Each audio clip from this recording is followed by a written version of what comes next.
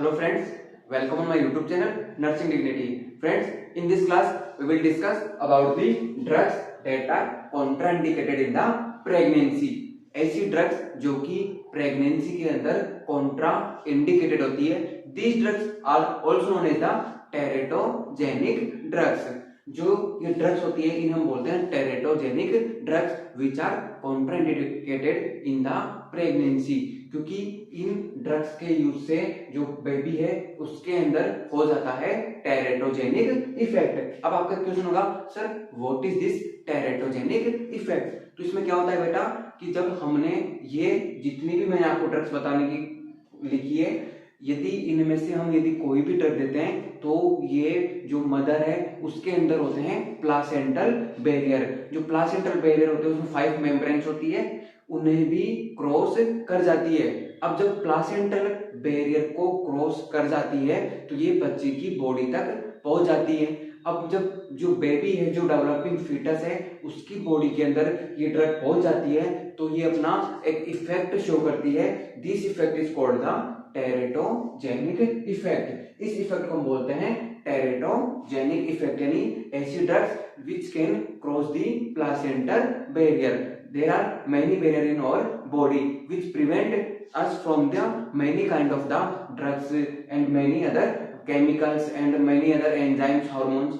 ऐसे ही जो placental barrier है उससे जो ड्रग्स है वो क्रॉस नहीं करती है बाकी जो अदर ड्रग्स है, लेकिन ये जो ड्रग्स है these can cross the placental barrier and reach to the foetus body. और वहां पे जाने के बाद में ये अपना एक इफेक्ट शो करती है, that is known as the teratogenic effect. मैंने बेटा आपको कुछ ऐसी ड्रग्स बताई है जो कि हम डेली लाइफ में यूज में लेते हैं, और इवन मैनी जो पर्सन होते हैं वो इलिटरेसी के कारण, बिना ज्ञान के कारण इन ड्रग्स को या तो खुद से ले लेते हैं, या यदि जो क्लिनिकल स्टाफ है यदि उसको पूरा प्रोफेशनल स्किल्स नहीं है तो वो भी ये ड्रग पेशेंट को प्रेस्क्राइब कर देते हैं. लेकिन these drugs can cause the teratogenic effect to the developing fetus. So these all drugs are contraindicated in case of the pregnancy.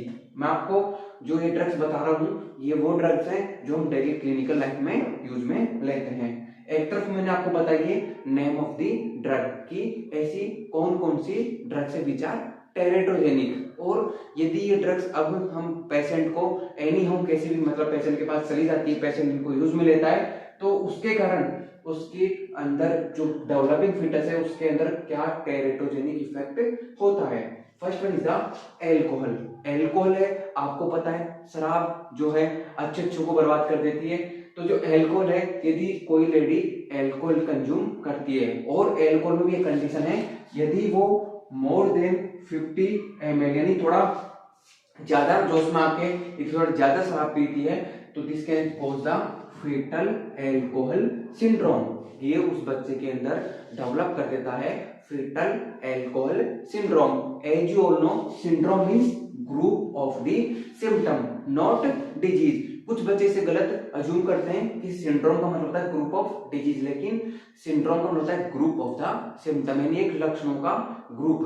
तो इसमें हमें देखने को मिलता है जो बच्चा है उसके अंदर कंजेनाइटल हार्ट डिजीज हो जाती है, उसका जो फ्लैट है, जो फेस है वो फ्लैट हो जाता है, उसकी नोज फ्लैट हो जाती है, और जो डाउन सिंड्रोम वाले सिम्टोम है वो बच्चे के अंदर हमें देखने को मिलते हैं. इसलिए एल्कोहल की जो यदि 50 ml से ज्यादा डेली कंज्यूम कर रही है पर डे तो this may cause the foetal alcohol syndrome to that developing foetus. और उसके कारण उसकी बॉडी में आएंगे ग्रुप ऑफ सिम्टम्स, जिसमें मैंने आपको बताया जो बेबी उसके अंदर हार्ट की प्रॉब्लम डेवलप हो सकती है, कंजेनाइटल हार्ट एनोमली, जिसमें हम पढ़ते हैं साइनोटिक एसाइनोटिक.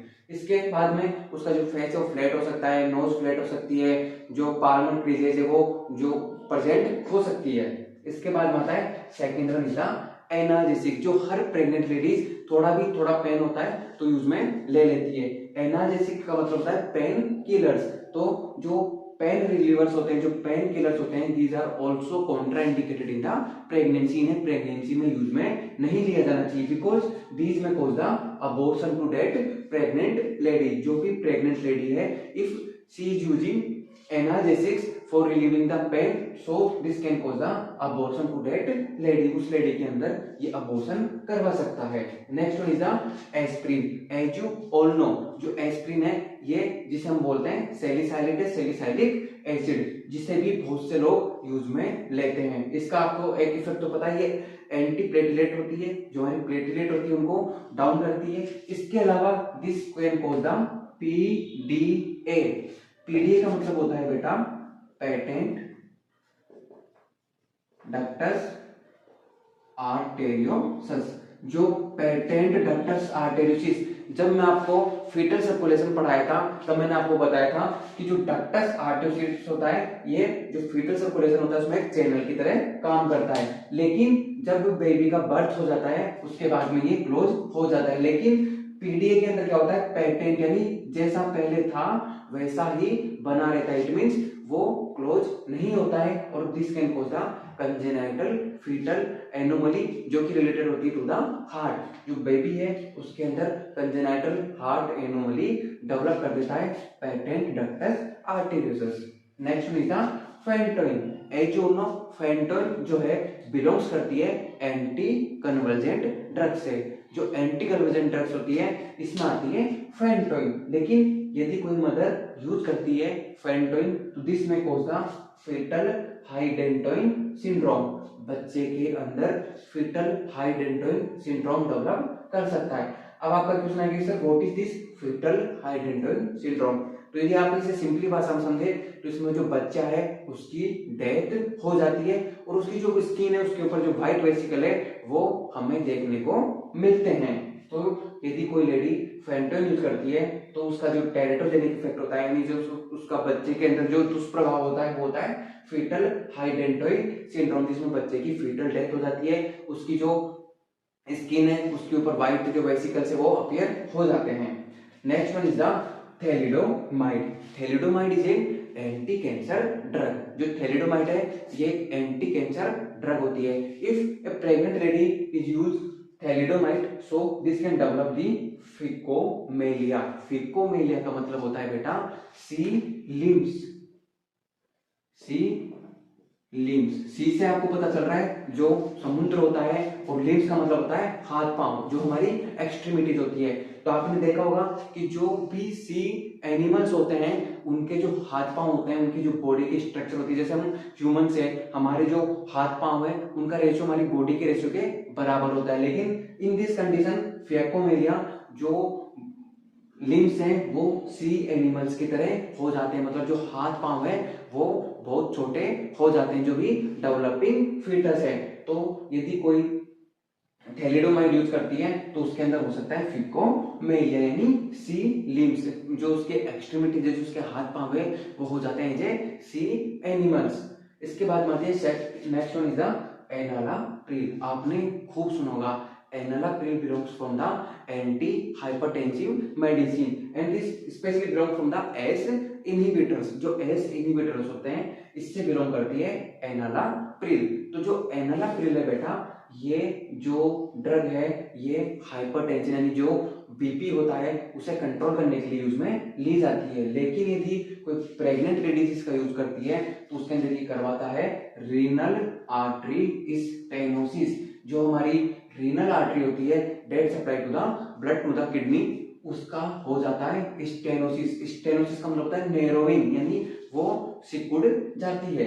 तो यदि कोई लेडी जो कि प्रेग्नेंट है एनालाप्रिल यूज कर रही है तो उसके अंदर हो सकता है रीनल आर्टरी स्टेनोसिस, इसे हम बोल सकते हैं नैरोइंग।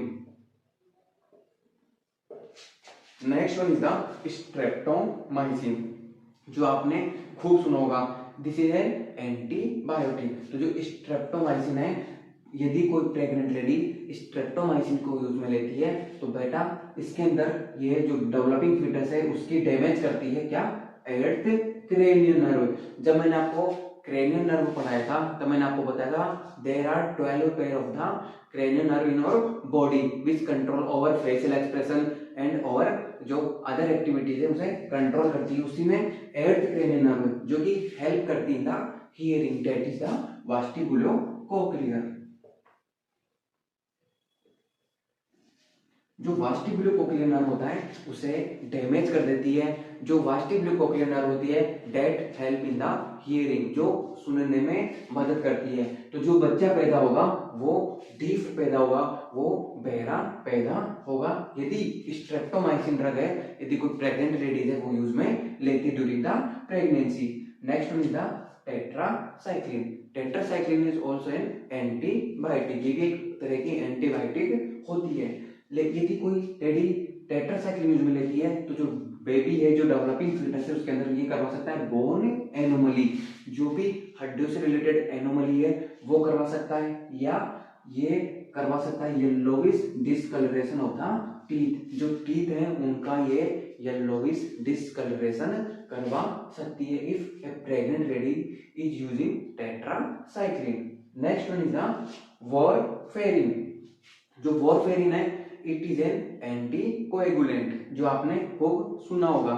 यदि प्रेगनेंसी के टाइम पे कोई लेडी वॉरफेरिन ले लेती है तो उस बेबी के अंदर डेवलप हो जाता है फीटल वॉरफेरिन सिंड्रोम। जो फीटल वॉरफेरिन सिंड्रोम है ये बच्चे के अंदर डेवलप हो जाता है और may harm to that developing foetus, और जो डेवलपिंग फीटस है उसे ये हार्म कर सकता है, उसे नुकसान पहुंचा सकता है। So this is also contraindicated in the pregnancy.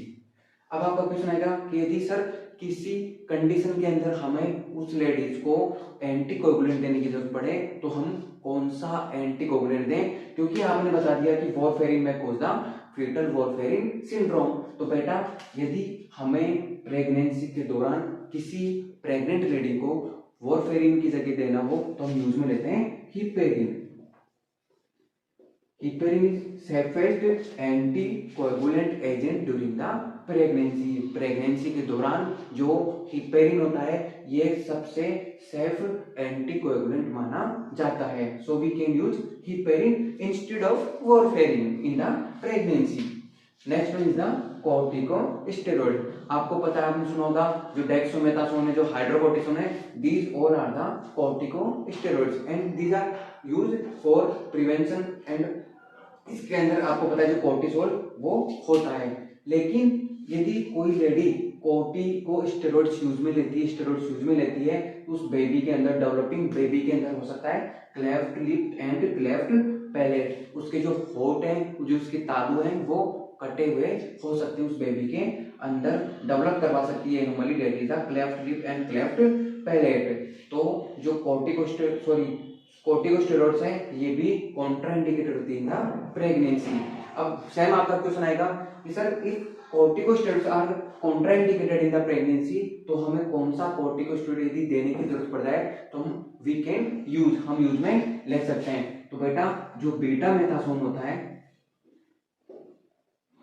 This can use during the pregnancy as a safest corticosteroid, हम इसे यूज में ले सकते हैं, that is the betamethasone. Next is the chloramphenicol. जो क्लोरामफेनिकोल है इसका बहुत एग्जाम में क्वेश्चन भी आता है। यदि कोई प्रेग्नेंट लेडी क्लोरामफेनिकोल यूज करती है during the pregnancy so this can cause the grey baby syndrome. उस बच्चे के अंदर ये डेवलप करता है ग्रे बेबी सिंड्रोम, यानी उस बच्चे के अंदर जो बॉडी है उसका हाइपोक्सिया हो जाता है और साइनोसिस हमें देखने को मिलता है। Next one is the lithium.